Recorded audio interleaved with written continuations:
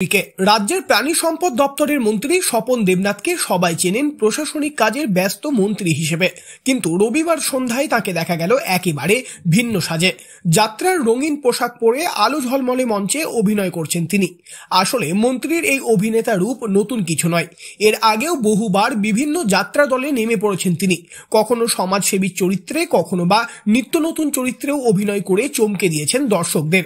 যাত্রা শিল্পের প্রতি তার এই টান বহুদিনের, আর তাই শিল্পীদের পাশে দাঁড়াতে তিনি মঞ্চে উঠে যান বিন্দুমাত্র দ্বিধা ছাড়াই। রবিবার শ্রীচৈতন্য অপেরার ঘুম কেড়েছে ফুলকুমারী যাত্রাপালায় তিনি অভিনয় করলেন এক মুসলিম সমাজসেবীর ভূমিকায়। পণ নেওয়া দেওয়ার কুফল তুলে ধরলেন ভিতর থেকে আসা সেই অভিনেতার তেজে। দর্শকেরাও এতে বেশ মুগ্ধ। মন্ত্রী যে শুধু প্রশাসনে নয়, অভিনয়েও দক্ষ, আবারও তার প্রমাণ মিলল। অভিনয় দেখে কালনা পুরসভার পুরপ্রধান রীনা ব্যানার্জি বলেন, আমি তো আমার স্বপন দেবনাথ মন্ত্রী মহাশয়ের যে যাত্রা পালাটা রেখেছেন সেটা তো বলার ভাষা নেই, খুব সুন্দর এবং প্রশংসনীয়। অনেকদিন বাদে এরকম যাত্রা দেখে মনটা তো ভীষণ খুশি হয়ে গেল। আর তিনি যদি এরকমভাবে আমাদের পাশে থাকেন, আমরা অনেকটা দূর পর্যন্ত এই যাত্রা পালা কেন আরও সাংস্কৃতিক অনুষ্ঠান নিয়ে এগিয়ে যেতে পারব।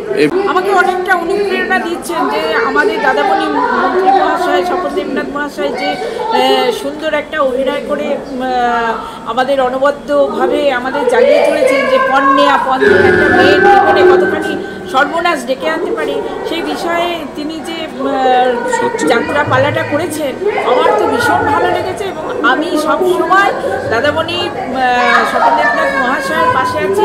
তিনি যদি আমাদের সাথে সহযোগিতার হাত বাড়িয়ে দেন, আমরা এই যাত্রা পালা কেন অনেক কিছু নিয়ে আমরা এগিয়ে যেতে পারি।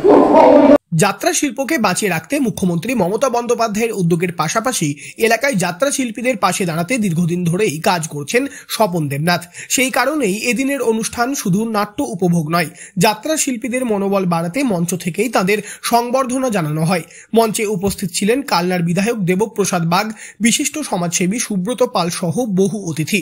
তাঁদেরও শোভা বাড়ানো অবদানের জন্য সম্মান জানানো হয়। সারাক্ষণই মনে হচ্ছিল এ মঞ্চে যেন এক নয়, দুই স্বপন দেবনাথ উপস্থিত, একজন প্রশাসনের দায়িত্ববান মন্ত্রী আর একজন যাত্রা মঞ্চের স্বতঃস্ফূর্ত অভিনেতা। আর এই দুই রূপ মিলেমিশেই তাকে এদিন করে তুলল কালনার সেরা আকর্ষণ। পূর্ব বর্ধমান থেকে বনোয়ারিলাল চৌধুরী, লোকাল 18 বাংলা।